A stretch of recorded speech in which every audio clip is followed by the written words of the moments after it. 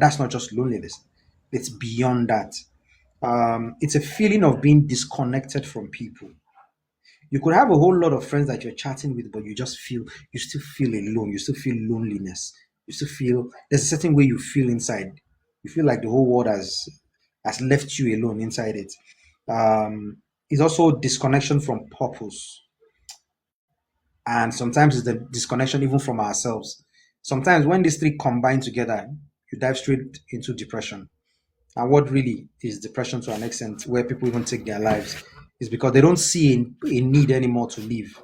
Why? They're now disconnected from people, from their purpose, from society, from everything else. There's no point living anymore, because they feel everything has been disconnected from them. So what is the point? And at that point, they just feel, you know what? I might as well just leave. The world is not going to miss me. If there's anybody here ever contemplating such, please talk to somebody. You can reach out to any of us here. Try and talk to somebody. It's very important. We are here for you.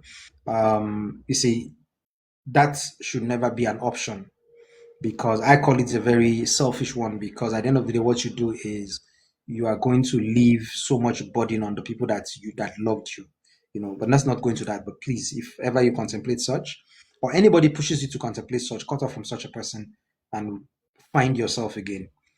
And here's something very important to understand: loneliness is not an emergency. Loneliness is information. It is your mind and body saying something along the lines of something has ended. And when something ends, a space is created. So it is your mind telling you, "Oh, something has ended, oh, and there's some gap here that needs to be filled." You know. But instead of just sitting down in that space, many of us rush to quickly fill it in. And sometimes we end up filling it in with all the wrong things that we shouldn't really do.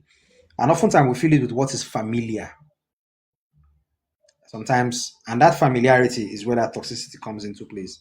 Even when what is familiar once hurt us. I remember talking to somebody recently about this, who reached out to me talking about, oh, why do we keep going back to the same people that hurt us over and over again? And then she talked about her childhood. I was going to talk about that today, so I'll see if I can tie it into